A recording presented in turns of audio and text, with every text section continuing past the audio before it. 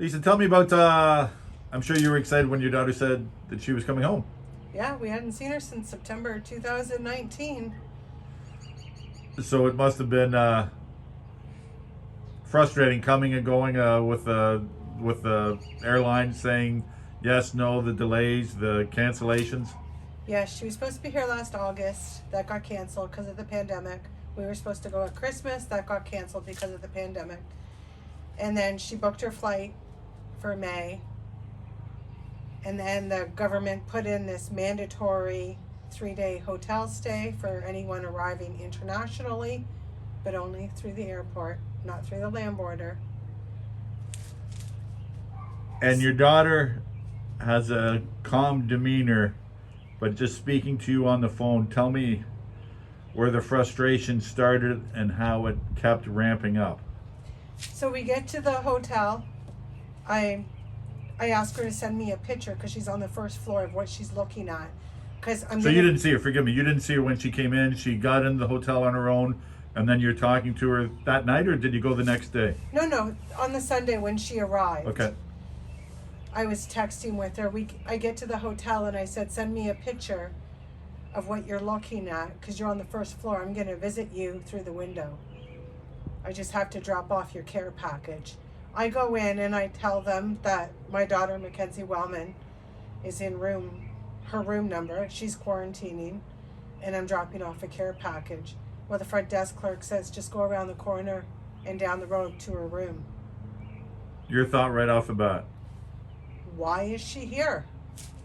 She's mandatory government hotel quarantine? Why am I paying for this if I'm allowed to go see her?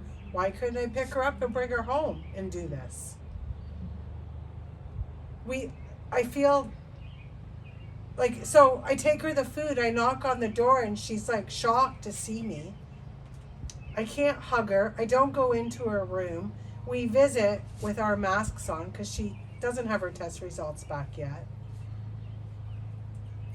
Then I leave to come back to Port Hope.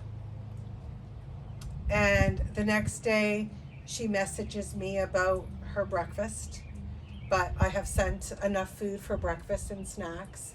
Then she messages me about her lunch. Chicken Caesar wrap. Well, that has dairy and gluten in it, and she can't eat either.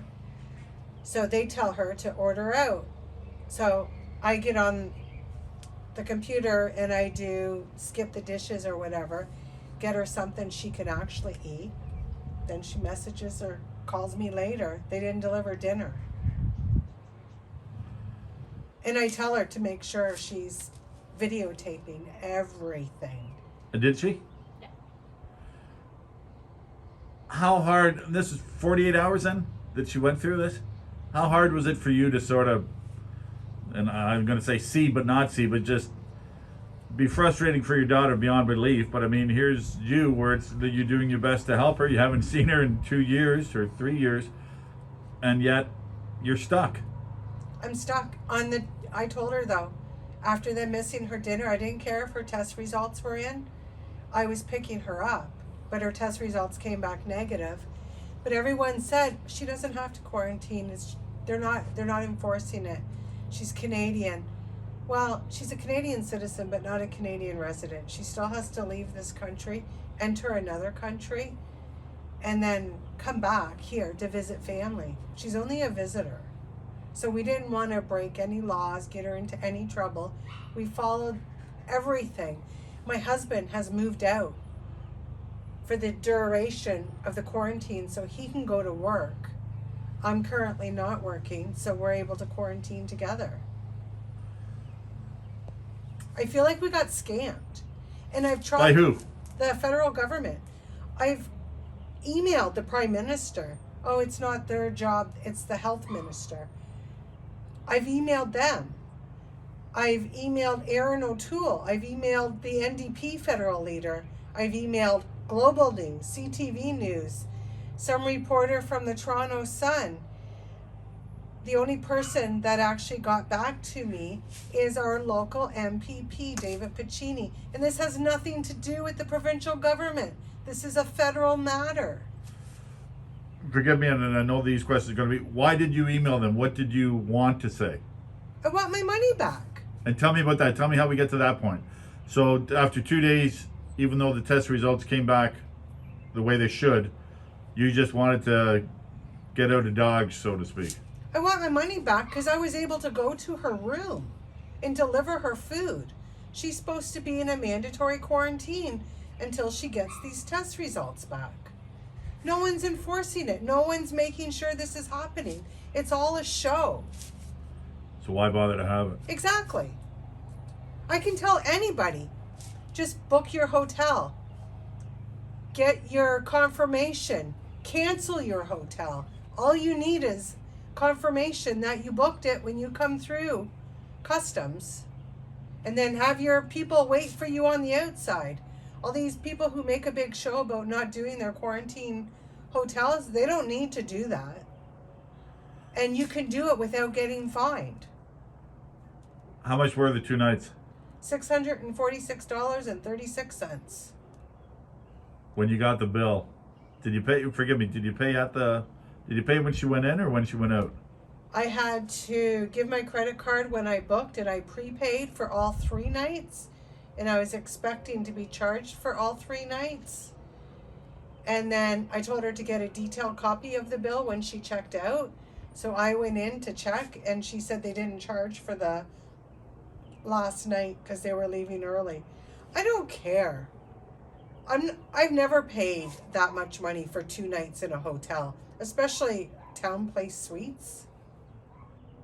So she couldn't? They didn't offer. And whatever, like, Well, that's, you don't know. exactly. That's the worst part. I would take it. Again, I'm guessing, And but I some mean, people are going to be like, well, she chose to travel, whatever. Yeah, she chose to travel. And we did everything we were supposed to do, but the federal government did not. And that's what pisses us off. and you don't mind following the rules. I don't mind. I'm a rule follower. I am a rule follower to a T. I drive my coworkers nuts because I'm a rule follower. But it's when others don't, especially the government, that's when the buck stops. Yeah.